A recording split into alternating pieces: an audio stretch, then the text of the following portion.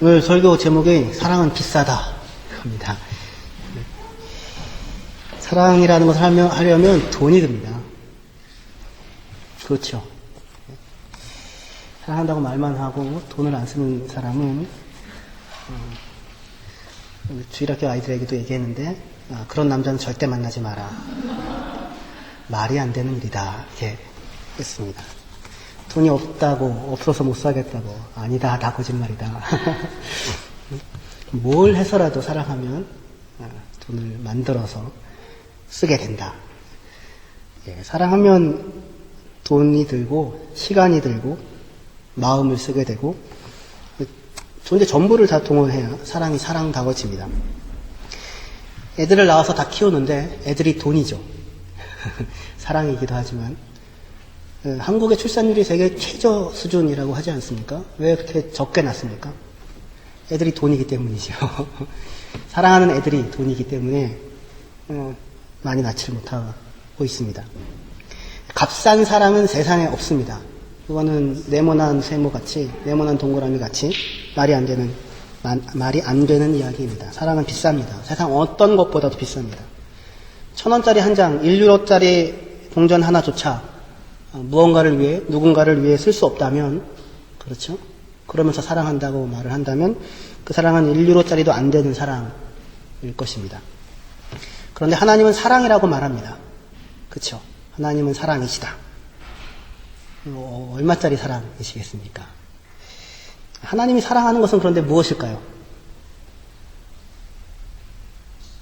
하나님은 사랑 자체를 사랑하는 것이 아니라 사람을 사랑하시고 세상을 사랑하십니다. 구체적인 대상을 사랑합니다. 구체적인 대상을 사랑해야 사랑입니다.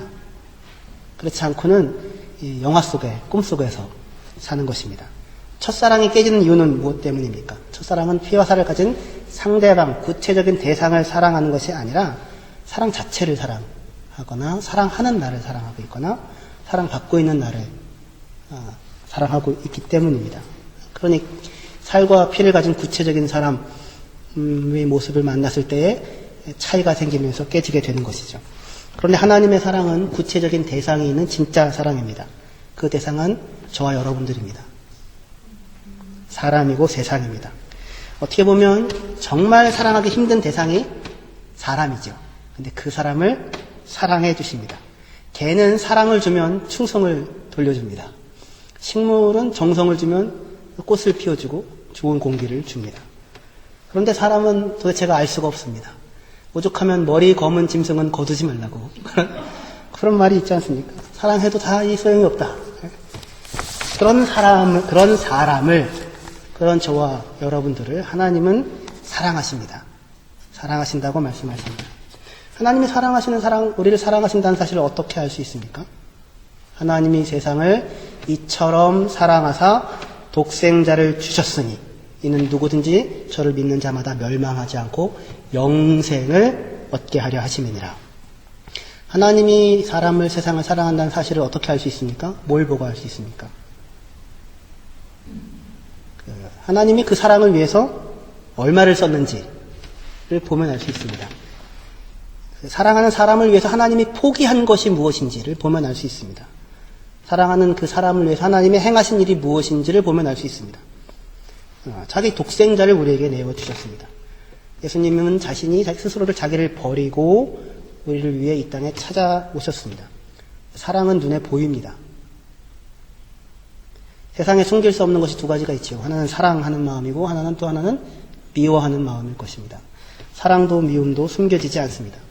사랑이 많고 사랑이 깊으면 그것은 반드시 표현되고 밖으로 나타나게 됩니다. 누가복음 7장에 그 동네에서 유명한 죄인인 여자가 예수께 다가와서 예수의 발에 입 맞추고 자기가 가져온 향유 옥합을 예수님의 발에 붓습니다. 그렇죠? 이게 100데나리온인지는 모릅니다. 누가복음 7장에는 안 나옵니다. 누가복음 7장에 나오는 여인은 발에 붓습니다. 머리에 붓지 않습니다. 발에 붓습니다. 다른 사건입니다. 예수님이 그 여인의 행동에 대해서 이렇게 말씀하십니다. 이러므로 내가 네게 말하노니 그의 많은 죄가 사하여졌도다. 이는 그의 사랑이 많음이라. 사함을 받은 일이 적은 자는 적게 사랑하느니라. 그녀의 사랑이 많다고 말씀하십니다. 그녀의 사랑이 많음을 어떻게 알 수 있습니까? 마음을 이렇게 까 뒤집어 보아서 예수님이 아셨습니까? 그녀의 행동을 보면 알 수 있습니다. 그녀의 모습을 봐도 알 수 있습니다. 사랑을 위해서 그녀가 지불한 값이 얼마인지를 보면 알 수 있습니다. 그녀는 향유 옥합을 예수님의 머리도 아닌 예수님의 발에 붓습니다. 머리도 아닌 발에 그 귀한 것을 다 쏟아 붓습니다. 사랑은 이렇게 눈에 보입니다. 하나님이 세상을 이처럼 사랑하사라고 말씀하십니다. 하나님의 사랑을 우리가 어떻게 알 수 있습니까? 자기의 독생자를 이 땅에 보내주신 것을 보고 알 수 있습니다. 그 사랑은 참 비쌉니다. 가장 귀한 것을 주고 있습니다. 애들한테 뭐 하나 얻어먹으려면 아주 치사합니다. 유나는 귤 달라고 하면 굉장히 잘 주는데, 유나는 왜 그러냐면 귤을 까는 재미로 귤을 먹습니다. 까는 건 절대로 저한테 허락을 하지 않습니다. 자기가 다 까놓고 달라고 하면 그냥 줍니다. 자기가 귀하게 여기는 것 잘 주려고 하지 않습니다. 아빠가 딜을 많이 해야 됩니다. 그런데 하나님께서는 세상에서 가장 귀한 것을 나를 위해서, 우리를 위해서 주셨습니다. 그 사랑은 비싼 사랑이고 그 비싼 사랑은 눈에 보입니다. 오늘 우리가 읽었던 본문은 1만 달란트 용서받은 자에 대한 비유 있지 않습니까? 이게 소리가 커가지고 너무 크지 않습니까? 제가 너무 이렇게 괜찮습니까? 예. 예, 막 울려가지고 제 성질대로 이 소리를 못 내서. 예. 베드로가 주여, 내 형제가 내게 범죄하면 몇 번까지 용서할 수 있을까요? 7번까지 할까요? 예수님의 대답은 70번씩 7번 용서해라. 무한히 용서하라는 것이죠. 그러면서 근거를 제시하고 있는 게 이 비유였습니다. 근거가 뭐였냐면 그렇게 무한히 용서해라. 계속 용서해라. 네 형제가 너에게 죄를 범하면 용서해라. 근거가 뭐였냐면 너는 1만 달란트 그 빚을 용서받은 사람이다. 그 내용이 근거였습니다. 1만 달란트라고 하면 감이 오십니까? 한 달란트는 6천 데나리온이거든요. 한 달란트 6천 데나리온. 한 사람이 6천일 동안 일해서 얻는 금액. 16년이 좀 넘습니다. 훨씬 넘습니다. 16년 동안 죽어라 일만 하고 손가락만 빨고 아무것도 하지 않고 모을 수 있는 금액이 한 달란트입니다. 16년. 1만 달란트면 6천만 데나리온. 그러니까 16만 년입니다. 16만 년. 한 사람이 16만 년 동안 죽어라 일만 하고 손가락만 빨면서 아무것도 안 하고 옷도 하나 안 사 입고 영화관도 한 번 안 가고 모아야 모을 수 있는 금액입니다. 16만 년. 형제가 내게 진 빚은 비유에서는 100데나리온이었죠. 100데나리온. 내가 탕감받은 1만 달란트에 비하면 60만 분의 1입니다. 그러니까 1만 달란트, 내가 탕감받은, 용서받은 그 금액은 내게 100데나리온 빚진 자들 60만 명을 용서할 수 있는 금액입니다. 60만 명. 그러니까 7번씩 70번씩 해봐야 77, 49, 490번인데 60만 명. 그런데 그 하나님으로 보이는 왕은 바로 그 금액을 100데나리온씩 60만 명에게 용서할 수 있는 그 금액을 나를 위해서 용서를 해주십니다. 근데 용서한다는 것은 그런데 그 이면에 뭐가 전제되고 있습니까? 용서는 그냥 너의 죄를 사하노라 그러면 용서가 되는 것입니까? 그냥? 그렇지 않죠. 용서는 용서하는 자 쪽에서 1만 달란트면 16만 년 어치의 일당을 그 임금이 포기하는 것입니다. 받아 마땅한 그 일당을. 100데나리온씩 600만 명에게 주거나 받을 수 있는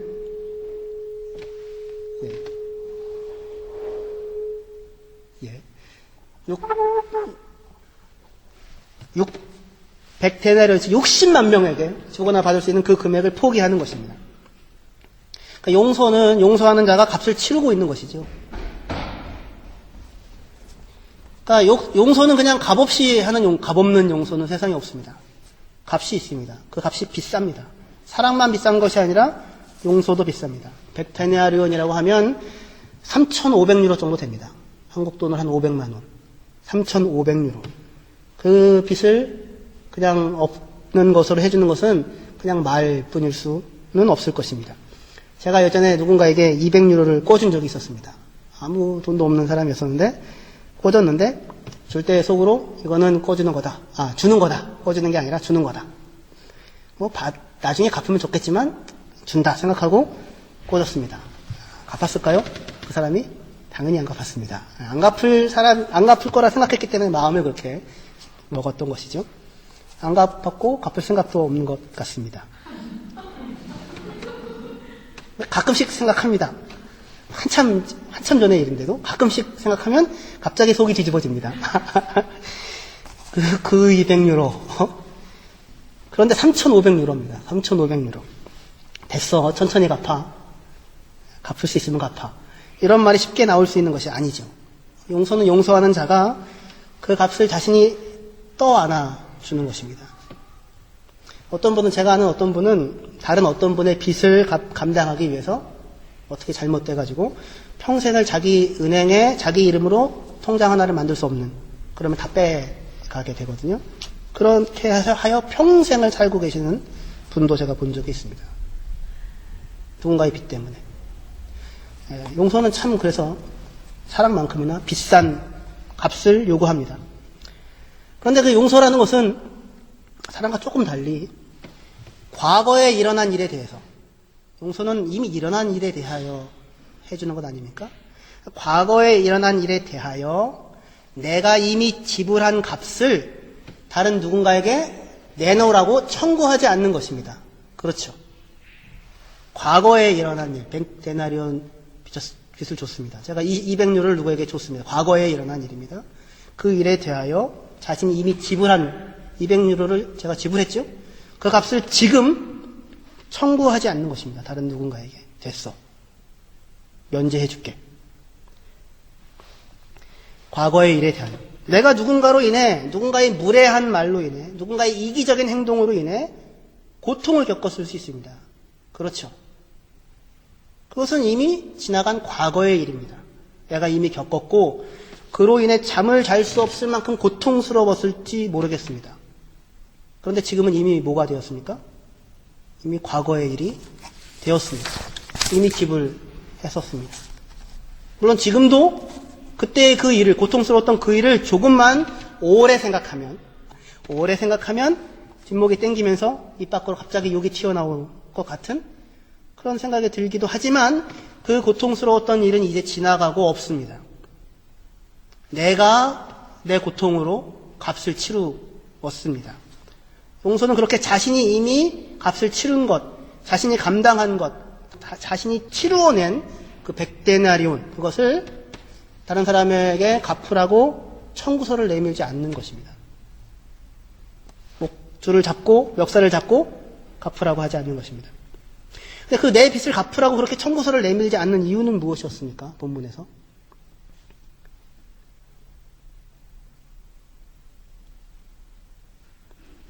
그의 처지가 불쌍했기 때문입니다.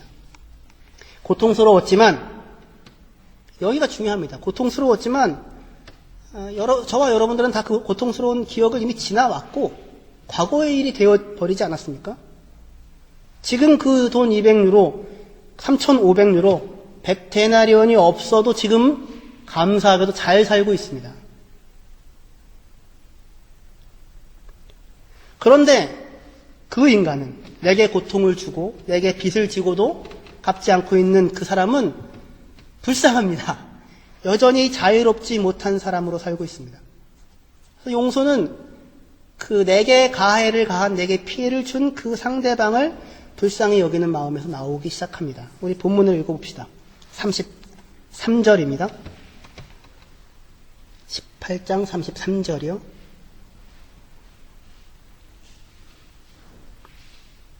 같이 읽어보도록 하겠습니다. 시작. 내가 너를 불쌍히 여긴과 같이 너도 내 동료를 불쌍히 여김이 마땅하지 아니하냐. 예. 불쌍히 여김 같이 너도 불쌍히 여김이 마땅하지 아니하냐. 27절 같이 읽겠습니다. 시작. 그 종의 주인이 불쌍히 여겨 놓아 보내며 그 빚을 탕감하여 주었더니, 예. 불쌍히 여겨서 놓아 보내어 탕감해 줍니다. 불쌍히 여기는 마음. 여기에서 용서라고 하는 것이 시작이 됩니다. 언제 사람이 불쌍해 보입니까? 어떤 경우에 사람을 보고 참 불쌍해 이렇게 이야기를 하게 됩니까?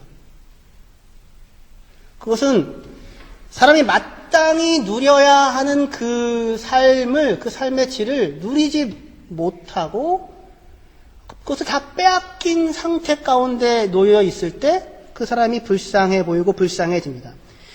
임금님이 1만 달란트 빚진 자에게 네 몸, 네 아내, 네 자식들, 네 소유 다 팔아서 갚으라. 그런데 갚을 수 없어서 없는 상황에서 한 번만 용서해 주십시오. 갚겠습니다. 라고 이야기하는 이 사람이 불쌍해 보이는 것입니다. 뭐가 불쌍합니까? 이 사람이 왜 불쌍합니까? 사람이 종으로 팔리게 되고 자기뿐만 아니라 자기 아내와 자기 자식들까지. 그러면 평생을 일해도 평생이 뭡니까? 빚을 갚는 것에 불과한 것일 뿐 자기의 노력과 자기의 수고를 가지고 내가 벌어서 나의 것으로 내가 가진 것으로 내 인생을 단 한순간도 살 수 없게 됩니다. 그 사실이 너무 불쌍한 것입니다. 불쌍함이라는 것은 사람이라면 마땅히 누릴 수 있는 삶을 빼앗긴 채 살고 있을 때 그것을 보고 불쌍함을 느끼게 됩니다. 불쌍하다는 말로 쓰인 헬라 말은 스플랑키조마이라는 뜻인데 말인데 마음이 뒤흔들린다는 것입니다. 예수님께서 무리를 보시고 불쌍히 여기시니 이는 그들이 목자 없는 양과 같이 고생하고 기진함이라. 예수께서 큰 무리를 보시고 불쌍히 여기사 그 중에 있는 병자를 고쳐주시니라. 예수님이 무리를 보고 불쌍히 여깁니다. 목자 없는 양같이 고생하고 기진한 그들을 보고 마음이 뒤흔들립니다. 병자들을 보고 병든 무리들을 보고 마음이 뒤흔들립니다. 칠병이요 할 때 사람들이 3일 동안 같이 있었는데 그냥 보내려고 하니 길에서 아무것도 못 먹고 기진할까 불쌍한 마음이 들어서 칠병이어를 베풀어 주십니다. 불쌍히 여깁니다. 왜 불쌍히 여깁니까? 사람이 마땅히 누려야 할 수 있는 삶. 하나님이 생각한 사람의 영광스러운 모습. 사람은 이렇게 살아야 돼. 그렇게 만들어 놓은 기준이 있지 않겠습니까? 그 기준에서 형격하게 멀어진 채 살고 있는 것입니다. 마음이 뒤흔들리는 것입니다. 사람들이 목자 없는 양같이 유리하고 기진합니다. 하나님이 사람을 만드실 때 그렇게 살라고 만들지 않았는데 마땅히 누려야 할 그 삶을 하나도 못 살고 빼앗긴 채로 주인이 아니고 종인 상태로 살고 있습니다. 병들어서 살고 있습니다. 그러니 불쌍한 것입니다. 그래서 예수님께서 무엇을 하십니까? 불쌍히 여기고 끝이 아니라 제자들을 보내시고 병자들을 일일이 찾아가 만져주시고 고쳐주시고 칠병이어를 베풀어 사람들을 배부르게 먹여주십니다. 불쌍하면서 사랑으로 나아갑니다. 이 사랑은 눈에 보입니다. 이 사랑은 비싼 사랑입니다. 사랑입니다. 자기의 것을 내주는 사랑입니다. 마태복음 20장 34절에 예수께서 불쌍히 여기사 그들의 눈을 만지시니 곧 보게 되어 그들이 예수를 따르니라 라고 합니다. 여리고에서 예루살렘으로 올라가는 길입니다. 십자가를 앞에 두고 있습니다. 다윗의 자손이여 불쌍히 여겨주십시오. 소경 2명이 소리를 지릅니다. 무리들이 조용히 다윗의 자손이여 불쌍히 여겨주십시오. 예수님께서 돌아봅니다. 원하는 것이 무엇이냐? 보기를 원합니다. 예수님께서 불쌍히 여기십니다. 왜요? 마땅히 보고 살아야죠. 사람이 보고 사는 것이 마땅하죠. 사람 눈으로 모든 것을 보고 누리고 살라고 하나님이 지어주신 것인데 그거를 누리지 못하고 살고 있으니 그 사람이 참 불쌍한 것입니다. 소원을 묻고 그 사람의 눈을 만져주십니다. 사랑을 베풀어 주십니다. 누가복음에는 하나밖에 없는 아들을 잃은 과부를 보고 예수님이 불쌍히 여기십니다. 불쌍하죠. 왜 불쌍합니까? 사람이 마땅히 누릴 수 있는 복 아닙니까? 남편이 있어야 하고 아이들이 있어야 하죠. 그럼 남편도 빼앗기고 잃고 아이까지 죽었습니다. 하나님께서 그렇게 살라고 세상을 만들지 않았습니다. 그게 하나님이 꿈꾸는 삶이 아니었는데 그것들 하나도 누리지 못하고 다 빼앗긴 채 살고 있습니다. 불쌍하죠. 케냐에 있는 아이들을 보고 불쌍한 느낌이 들죠. 왜요? 우리가 그렇게 느껴지는 거죠. 그 아이들은 스스로 불쌍하다고 느끼지 않을지 모르겠습니다. 근데 우리는요, 사람이 마땅히 살아야 하던 18살짜리 아이가 유치원에 다니겠다고 3살짜리 아이랑 같이 다니고 있는 것을 보고 불쌍히 여기게 되죠. 쓰레기 더미 속에서 살고 거기서 뒤져서 사는 사람들의 모습을 보고 불쌍히 여기게 되죠. 인생이 그것이 아닌데, 하나님이 그렇게 살라고 사람을 만든 것이 아닌데 불쌍히 여기게 되죠. 그리고 예수님은 무엇을 하십니까? 값을 지불하십니다. 행동을 하십니다. 그 아들을 잃은 과부에게 아들을 돌려주십니다. 맞고 길에 버려진 유대인, 제사장, 레위인 다 지나가는데 사마리아 사람이 보고 불쌍히 여깁니다. 내버려두면 죽을 것입니다. 그렇게 맞아 죽고 끝나는 인생으로 태어난 것이 아니었을 텐데 그것을 보고 불쌍히 여기서 데리고 가서 사랑을 베풀어 줍니다. 집 나갔다 돌아온 탕자를 보고 아버지가 마음이 뒤흔들립니다. 불쌍히 여겨집니다. 그렇게 살라고 자식 낳지 않았는데 이놈의 새끼가 돈 다 갖고 나가가지고 허랑방탕하고 온몸이 그지 같은 모습으로 오고 있습니다. 불쌍하죠. 아버지가 달려가서 일을 합니다. 자기 것들을 내어줍니다. 하나님의 사랑, 하나님의 불쌍히 여김의 기준, 다시 얘기해서 사람이 마땅히 누려야 할 삶의 질은 무엇이겠습니까? 우리가 잘 아는 성경 구절입니다. 요한복음 3장 16절. 같이 한번 외워볼까요? 시작. 하나님이 세상을 이처럼 사랑하사 독생자를 주셨으니 이는 누구든지 저를 믿는 자마다 멸망하지 않고 영생을 얻게 하려 하십니다. 하나님의 사랑하심의 기준이 뭐예요? 사랑은 독생자를 주셨다는 것으로 보여지는데 기준이 무엇입니까? 영생입니다. 영생. 하나님의 아들, 딸이 되는 것입니다. 예수님이 사람이 되신 이유는, 오늘 성탄절인데 오늘 찾아오셨죠? 예수님이 사람이 되신 이유는 무엇입니까? 사람이 누구처럼 살게 하기 위해서요? 하나님처럼 살게 하기 위해서입니다. 영생을 누리게 하려고. 예수님의 불쌍함의 기준은 영생입니다. 사람은 하나님처럼 살아야 합니다. 그 누릴 행복의 기준이 하나님입니다. 그 기준에 미치지 못하는 모든 사람들의 삶이 불쌍한 것입니다. 그것을 위하여 예수님이 오십니다. 값을 지불합니다. 일을 하십니다. 비싼 사랑을 하십니다. 그래서 오늘 성탄절을 맞아서 두 가지를 부탁을 하려고 합니다. 하나는 용서하십시다라는 것입니다. 여러분들이 이미 지불한 금액이고 이미 겪은 고통이고 이미 겪은 괴로움입니다. 그렇죠. 과거의 일입니다. 그것을 이미 겪고 나서도 지금 여러분 어떻습니까? 잘 살고 있지 않습니까? 지금 넉넉하지 않습니까? 그러니까 그때 겪었던 그 고통을 다른 사람에게 찾아가 멱살을 붙잡고 너도 나만큼 겪어봐 라고 한들 무슨 의미가 있겠습니까? 용서라는 것은 헬라 말이 아피엠이라는 말인데 마음에서 떠나보내는다는 뜻입니다. 용서는 다 이미 겪은 일에 대하여 내가 고통했던, 내가 지불했던 것에 대하여 내가 행하는 것입니다. 그렇죠? 이미 다 겪었습니다. 그리고도 하나님의 은혜로 감사하게도 잘 살고 있습니다. 그러면 그것을 떠나보내 주십시오. 그 사람으로 하여금 자유롭게 살게 해주십시오. 빚쟁이로 살게 하지 않고 하나님께서 1만 달란트 빚진 자 용서하십니다. 종으로 살라고 하지 않습니다. 평생 이 은혜를 가슴 깊이 새기며 내게 종으로 살아라 이렇게 얘기하지 않고 자유인으로 내어줍니다. 하나님의 자녀로 하나님처럼 살아가도록 그 사람을 자유롭게 놓아줍니다. 마음에서 떠나보내십시오. 떠내보내실 수 있습니다. 그게 여러분들이 행복한 길이고 상대방도 행복할 수 있는 길입니다. 그리고 나서는 사랑을 합시다. 비싼 사랑을 합시다. 값을 지불합시다. 내 고통과 억울함을 사귀고 달래느라 돈과 시간과 마음과 영혼의 에너지를 낭비하고 지불하고 있지 말고 그거 하는 거 그만두고 내 고통과 내 기억이 아니라 다른 누군가의 고통과 다른 누군가의 억울함을 달래주고자 나의 돈과 나의 시간과 나의 마음과 나의 영혼의 에너지를 지불하며 살아가십시다. 우리의 불쌍함의 기준, 사람다움의 기준은 사람이 하나님처럼 살아가는 것입니다. 돈이 없어서 불쌍한 게 아니고 먹을 게 없어서 불쌍한 것이 아니라 사랑이 없으면 불쌍합니다. 사랑하지 못하는 사람이 불쌍합니다. 새로운 2013년을 이제 얼마 남겨두고 있습니다. 2013년 그러니까 되게 낯설죠. 네, 마음이 턱 갈지도 모르겠습니다. 우리 서로 불쌍히 여기고 우리의 기준은 하나님처럼 사는 것이 우리거든요. 무슨 얘기인지 아시겠죠? 하나님처럼 사는 것, 영생을 누리며 사는 것이 기준입니다. 제가 보면 참 다들 불쌍하십니다. 하나님처럼 살고 있지 못하는 모습들이 있어 보이니 불쌍하죠. 여러분이 저를 봐도 불쌍해 보이지 않습니까? 제가 하나님이 아니죠. 하나님처럼 살려면 아직 멀었죠.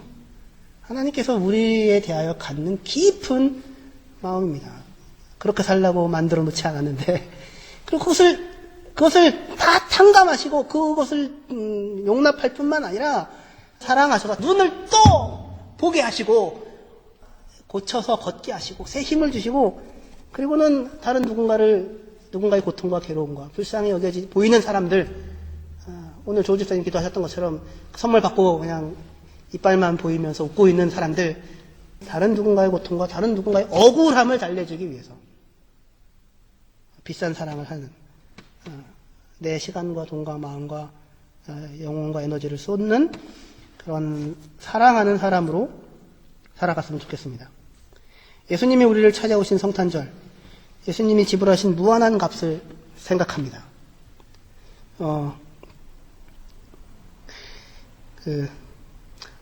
23일날 예배 끝나고 미나가 이제 열이 펄펄 나지 않았습니까? 4시간씩 먹여도 안 떨어지고 계속해서 뜨겁더라고요. 안에인데 보니까 이 편손이 부어가지고 안 되겠다 해서 이제 밤 10시에 응급실로 데리고 갔습니다. 미나를 업고 다녔습니다. 비루스 인펙션이니까 딴 거 없다. 그냥 해열제만 줘라. 해가지고 약국 가서 다른 해열제 또 사다가 주고 다녔습니다. 내내 미나를 업고 다녔습니다. 3층이잖아요, 저희 집이. 평소에 미나가 업어달라고 할 때는 내가 어디 업어달라고 해? 넌 발 없어? 맨날 이러고 했는데 그날은 뭐 아님이었습니다. 열심히 업어주고 다녔습니다. 왜 이렇게 가볍게 느껴지는지 모를 만큼 다니면서 제가 기분이 좋았습니다. 이 이장 이상하죠? 딸이 아픈데 내가 기분이 좋다니.